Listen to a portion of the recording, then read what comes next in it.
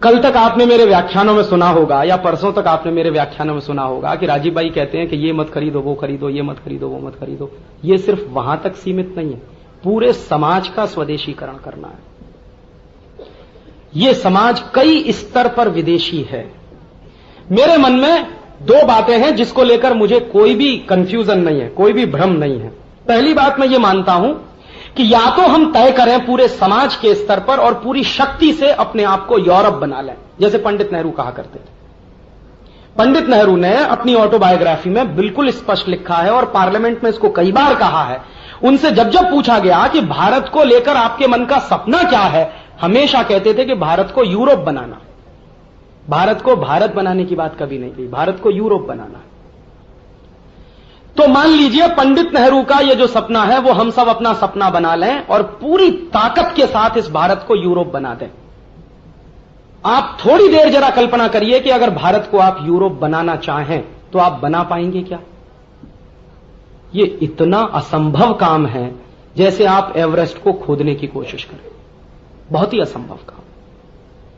भारत को यूरोप तो आप नहीं ही बना पाएंगे। हां, भारत को अधकचरा जरूर बना देंगे, आधा यूरोप आधा भारत, या आधा अमेरिका आधा भारत। हम सब उसी में से निकले हुए हैं। ये जो हमारा देश का मिडिल क्लास है या अपर मिडिल क्लास है, ये आधा यूरोप है आधा भारत है। आधा यूरोप और आधा भारत, ये खिचड़ी बन गया है। न तो सभ्यता और परंपरा में यूरोपियन हो पा रहा है और न सभ्यता और परंपरा में भारतीय हो पा रहा है। जैसे आप इसके उदाहरण समझने की कोशिश करें, आधे यूरोप और आधे अमेरिकी हम कैसे? आपने सुने हैं इस देश में नाम होते हैं पिंपल, डिंपल, पिंकी, टिंकू। हां, जरा बताइए क्या मतलब है टिंकू का? कोई बताए कि इसका मतलब ये है? ये आधा यूरोप आधा भारत होने की निशानी। और आप अपने आप को ऑब्जर्व करिए, आप आधे भारत और आधे यूरोपीय कैसे हैं? जैसे उदाहरण के लिए हिंदुस्तान में बचपन से हर एक मां बाप का, खासकर अपर मिडिल क्लास के मां बाप का, मेजॉरिटी में एक सपना है कि उनका बच्चा अंग्रेजी में पढ़े, कॉन्वेंट में पढ़े। तो कॉन्वेंट में और अंग्रेजी में पढ़ाने के लिए कुछ भी करने को तैयार है। मैंने तो इस देश में ऐसे मां बाप देखे हैं जिनके बच्चे अभी पैदा होने वाले हैं लेकिन रजिस्ट्रेशन हो चुका है। कॉन्वेंट में पहुंचाना है अपने बच्चे को, अंग्रेजी में पहुंचाना। मेरा अपना एक दोस्त है, उसके आधे यूरोप और आधा अमेरिकी होने का निशानी आपको बता रहा हूं। अहमदाबाद में रहता, 3.5 साल का उसका एक बेटा है, उसको कॉन्वेंट में भर्ती करा दिया उसने इस साल से। अभी मैं गया अहमदाबाद तो मुझे पता चला कि उसका बेटा कॉन्वेंट में जाने लगा। तो मैं देखता हूं कि सवेरे ही सवेरे पति पत्नी दोनों उठते हैं और मार पीट के उसको उठाते हैं, 3.5 साल का बच्चा। क्योंकि बस आएगी 6 बजे, तो 6 बजे अगर बस आएगी तो बच्चे को 5 बजे तो उठाना ही पड़ेगा। अब आप जानते हैं कि बच्चे को सबसे गहरी नींद आती है 3 बजे से लेकर 5 साढ़े 5 बजे के बीच में। ये सबसे गहरी नींद का समय है। उसी समय मार पीट के दोनों उसको उठाते हैं। अब बेचारा रोते रोते उठता है, फिर ठूस ठूस के उसको डबल रोटी खिलाते। फिर उसके बाद क्या होता है कि उसके ऊपर कसाई की तरह से काम शुरू होता है। जबरदस्ती नहला रहे हैं, जबरदस्ती साबुन लगा रहे हैं, फिर उसके ऊपर क्रीम पाउडर लगाया जा रहा है, फिर उसके बाद उसकी टाई बांधी जा रही है। अब बेचारा कह रहा है कि गला कसरा, नहीं नहीं लेकिन टाई लगानी है तुमको। फिर जाते जाते 5 किलो का बस्ता लाद दिया उसके लिए। अभी 3.5 साल का बच्चा, 5 किलो का बस्ता। मैंने एक दिन कहा कि भाई तू ये क्या सत्यानाश कर रहा है? कहने लगा राजीव भाई स्मार्ट बना रहा हूं अपने बच्चों। मैंने कहा स्मार्ट बना रहा है कि पेशेंट बना रहा है? कहने लगा क्यों? मैंने कहा स्लिप डिस्क हो जाएगा इसको अभी से। 3.5 साल के बच्चे पे 5 किलो का बस्ता रखोगे तो क्या होगा? स्लिप डिस्क नहीं होगा तो क्या होगा? और बचपन से ही मरीज होकर बड़ा होगा ये। लेकिन वो सुनता नहीं है किसी की। और जब सब लाद लूद के बस आ गई, पौ पौ हॉर्न बजाया, दोनों मम्मी पापा ने उसको घर से बाहर ठेला। अभी वो रो रहा है नहीं जाऊंगा, लेकिन नहीं तुमको जाना। और जबरदस्ती दोनों गए और बस में फेंक आए। उसके बाद बड़े रिलीफ कि देखो चलो दोपहर तक की फुर्सत तो हो गई। अभी दोपहर में लौट के आया तो मैडम ने कुछ करवा दिया। अभी दोनों पति पत्नी हिंदी माध्यम से पढ़े, अब बेटा कॉन्वेंट में है, क्या करें उसका? तो आ गया बेटा और कहने लगा देखो मैडम ने ऐसा कर दिया वैसा कर दिया, तो अब पढ़ाएं कैसे उसको? तो ट्यूटर चाहिए, क्योंकि मैडम ने होमवर्क दिया है, तो होमवर्क लेके आ गया घर में। अभी वो तो समझते नहीं है, तो एक नया ट्यूटर रख लिया। स्कूल का होमवर्क कराने के लिए ट्यूटर रख लिया। अभी ट्यूटर ऐसा सत्यानाशी कि वो अपना होमवर्क देके चला गया।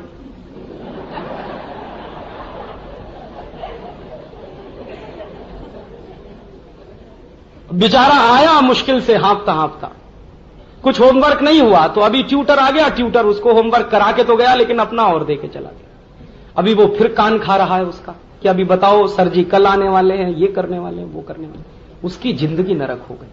एक दिन मैं जब गया, मैंने कहा भाई तू ये क्या अत्याचार कर रहा? कहने लगा स्मार्ट बना रहा हूं। मैंने कहा स्मार्टनेस की निशानी क्या है? तो क्या कहा उसने सबसे पहले कि देख राजीव अभी कितना अच्छा लगता है ये। मैंने कहा क्यों, पहले नहीं लगता था? अभी देखो टाई लगाता है। तो टाई लगाना माने स्मार्टनेस की निशानी। तो मैंने उससे पूछा कि तुझको मालूम है टाई क्यों लगाते? कि देख वहां अमेरिका में लगाते हैं कि नहीं लगाते, यूरोप में हाँ। मैंने कहा मैं यही पूछ रहा हूं कि अमेरिका में टाई क्यों लगाते हैं, यूरोप में टाई क्यों लगाते हैं, जरूरत क्या है उनको टाई लगाने की? तो वो नहीं मालूम उसको, लेकिन अपने बच्चे को जबरदस्ती टाई लगवानी है उसको। मैंने उसको बताया कि देख वहां टाई इसलिए लगाते हैं कि वहां ठंडी बहुत पड़ती है, सर्दी बहुत पड़ती है, साल में 6 महीने सूरज नहीं निकलता है, और जब साल में 6 महीने सूरज नहीं निकलता है तो उनको सर्दी ज्यादा लगती है, और ज्यादा सर्दी जिन देशों में पड़ती है वहां सर्दी जुकाम बहुत होता है, और सर्दी जुकाम होता है तो नाक चलती रहती है। तो उन विचारों का संकट क्या है कि बार बार जेब से रूमाल निकालना, पोंछना, फिर रखना, निकालना, पोंछना, फिर रखना। अब भारतीय सभ्यता और यूरोप की सभ्यता में फर्क समझ लीजिए। हमारी अगर नाक चल रही है तो हम उसको निकाल के फेंकेंगे, वो क्या करेंगे, पोंछ के जेब में रखेंगे। अब बार बार निकाल रहे हैं, रख रहे हैं, निकाल रहे हैं, रख रहे हैं, तो फिर उनको लगा कि ये तो बड़ा मुश्किल काम है, तो क्यों नहीं एक गले में लटका लिया जाए कोई कपड़ा। तो उन्होंने लटका लिया। क्या करना है, ये काम तो आएगा कम से कम।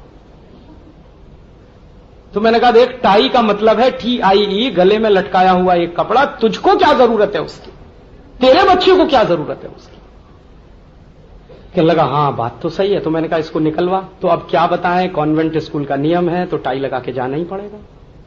अभी आप देखिए कि जबरदस्ती भारत में रहते हुए आपको यूरोपियन बनाया जाएगा। आप न तो यूरोपियन बन पाएंगे न भारतीय रह पाएंगे। फिर जब वो बड़ा हो जाएगा बच्चा, तो एक दिन ऐसा भी तमाशा देखने को मिलेगा जैसा मैंने देखा इस बार जून के महीने में मेरे एक दोस्त की शादी हुई। तो उसका कार्ड आया कि चल भाई बारात में। मैंने कहा भाई मुझे मत ले जा, बेवकूफ आदमी हूं, वैसे भी खादी का कुर्ता पजामा पहनता हूं, तू स्मार्ट आदमी है, टाई वाई लगाता है, उल्टा सीधा हो जाएगा। नहीं नहीं तू नहीं चलेगा तो कैसे होगा। तो चला गया मैं उसकी बारात। तो मैंने देखा 24 जून का दिन 1998 में टेम्परेचर था 51 डिग्री सेंटीग्रेड, और वो बेवकूफ 3 पीस सूट और टाई लगा के शादी करने जा रहा है। और क्या किया उसने, 3 पीस सूट और टाई लगा के घोड़े पे चढ़ के बैठ गया। मैंने कहा तुझको मालूम है ये घोड़े पे चढ़ा नहीं जाता टाई और 3 पीस सूट लगा के? ठीक है, हमें तो चढ़ना है घोड़े। अभी चढ़ के बैठ गया। मैंने कहा देख भाई मुझे तो कुछ समझ में नहीं आ रहा, तू आधा स्वदेशी आधा विदेशी। कहने लगा देख राजीव आज कुछ मत कह। तो मैंने कहा आज ही के दिन सबसे बड़ी इडियोसिटी करने की क्या जरूरत है? शादी वाले दिन तो इंटेलिजेंस ही दिखा भाई। 52 डिग्री सेंटीग्रेड टेम्परेचर में तो 3 पीस सूट और टाई लगा के जा रहा है। अच्छा खासा कॉटन का कुर्ता पजामा पहन ले, थोड़ा ढीला ढीला पहन दे, बाहर से हवा अंदर जाएगी, कुछ उसको रिलीफ मिलेगा। नहीं नहीं एकदम टाइट हो गया। और फिर धीरे से क्या बोला कि यार शर्म ये आती है कि अगर मैं मान लो तेरी तरह कुर्ता पजामा पहन के गया तो हो सकता है मेरी बीवी ने माला डाली कि नहीं डाली। तो मैंने कहा तूने तेरी बीवी से चिट्ठी लिख के पूछा है क्या? कहने लगा क्या पूछूं? मैंने कहा अभी चिट्ठी लिख और उसको ये पूछ कि अगर तू 3 पीस सूट और टाई पहन के आ रहा है माला डलवाने के लिए तो तेरी पत्नी स्कर्ट पहन के माला डाले तुझको। कहने लगा क्यों? मैंने कहा इसलिए कि यूरोप में अगर पति 3 पीस सूट और टाई पहनता है तो पत्नी स्कर्ट पहनती है। तो तू पूछ अपनी पत्नी को कि स्कर्ट पहन के माला डालेगी? तो उसने कहा वो कैसे हो सकता है? तो मैंने कहा वाह बेटा अभी क्या बेवकूफी तू कर रहा है।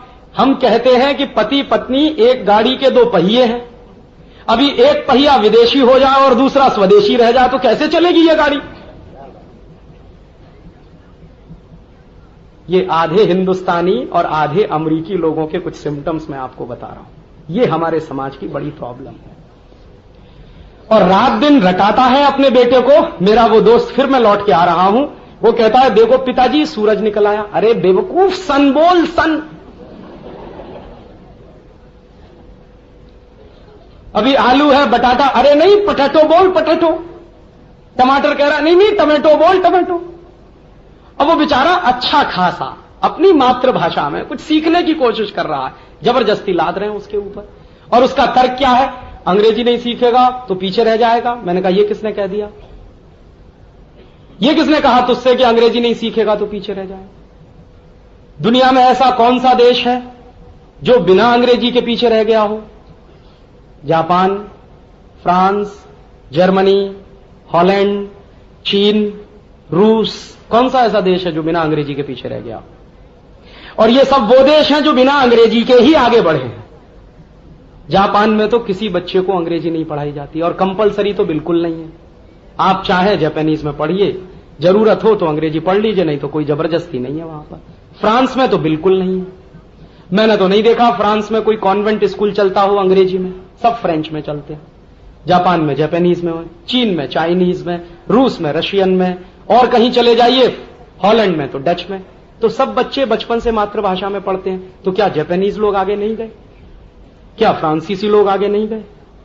क्या डच लोग आगे नहीं गए? अगर तथाकथित आगे जाने की यही परिभाषा है तो। और मैंने तो देखा एक दिन यहां पे, अभी मारुति सुजुकी का झगड़ा चला भारत सरकार का, तो सुजुकी का वाइस चेयरमैन आया था भारत में, तो उसने एक दिल्ली में प्रेस कॉन्फ्रेंस किया। तो प्रेस कॉन्फ्रेंस में उसने धड़ाधड़ जापानीज बोलना शुरू कर दिया। अभी एक पत्रकार उठ के कहने लगा कि आपकी बात कुछ नहीं समझ में आ रही, आप अंग्रेजी बोलिए। तो उसने कहा ये आपका सिर दर्द है, मेरा नहीं है। आप समझना चाहें बैठिए, नहीं तो जाइए। उठ के चला गया वाइस चेयरमैन सुजुकी। दूसरे दिन पत्रकारों ने एक मीडिएटर को पकड़ा जेएनयू से, तब पकड़ के ले गए और उसकी प्रेस कॉन्फ्रेंस उन्होंने सुनी। तो एक पत्रकार ने प्रेस कॉन्फ्रेंस के अंत में एक बात कह दी कि हमें आपकी एक बात समझ में नहीं आई कि आपने अंग्रेजी में क्यों नहीं बोला, आप थोड़ी बहुत अंग्रेजी तो बोल सकते हैं। उन्होंने कहा मैं मेरे राष्ट्र का अपमान नहीं करना चाहता अंग्रेजी। और ये बात छपी अखबार में। बोरिस येल्त्सिन यहां आए थे और उनकी प्रेस कॉन्फ्रेंस रशियन में हुई थी, उन्होंने तो नहीं बोला। क्यों नहीं बोला? वो कोई पीछे थोड़ी है किसी से। ये सबसे बड़ी मानसिक दरिद्रता है हमारी कि बिना अंग्रेजी के हम आगे नहीं बढ़ सकते।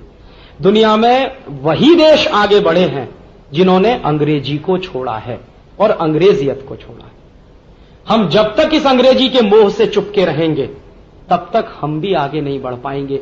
इसलिए मैंने आपसे कहा कि इस देश का हमें स्वदेशीकरण करना, हर स्तर पर स्वदेशीकरण करना।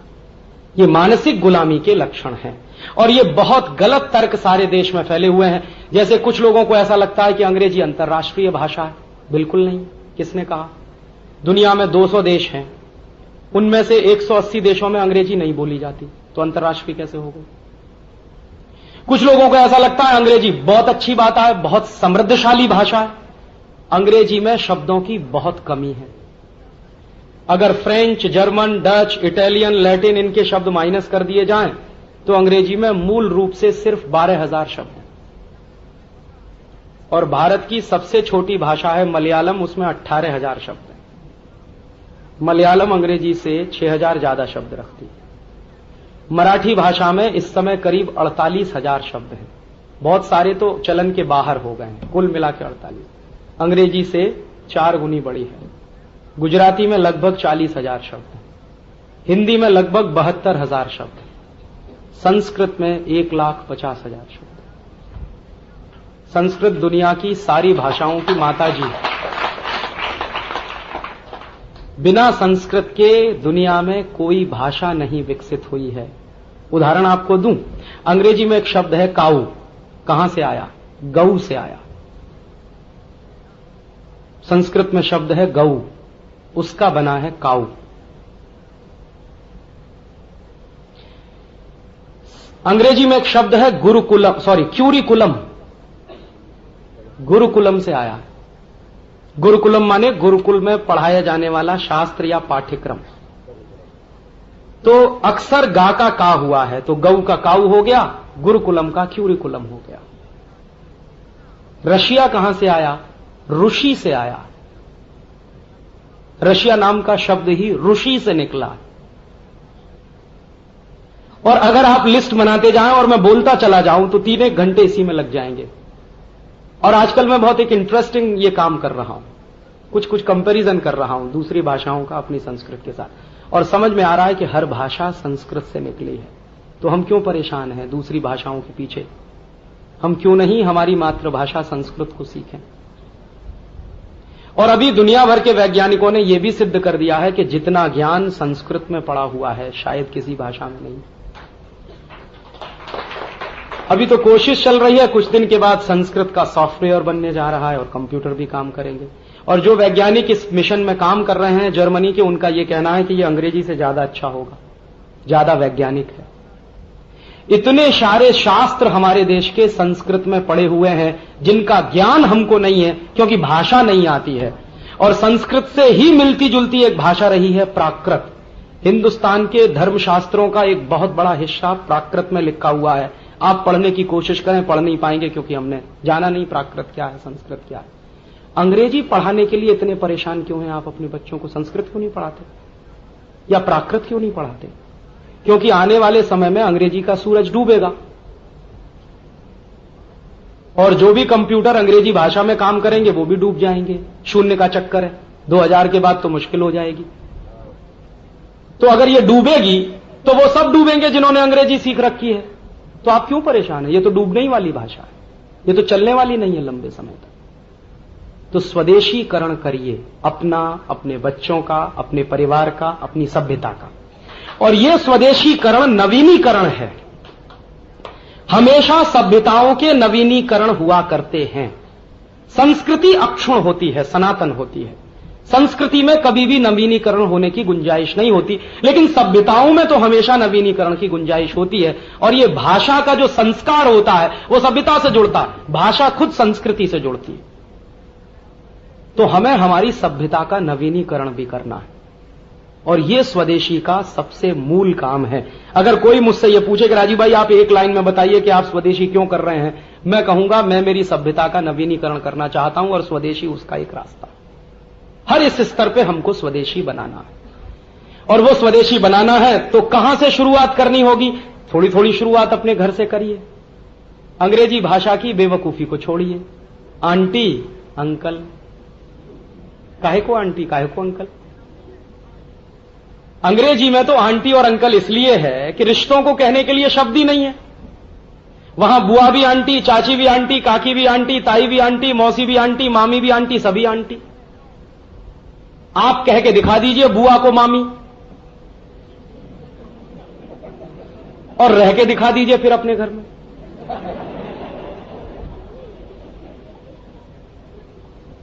आप कह के दिखा दीजिए मौसी को काकी, फिर रह के दिखा दीजिए इस घर में।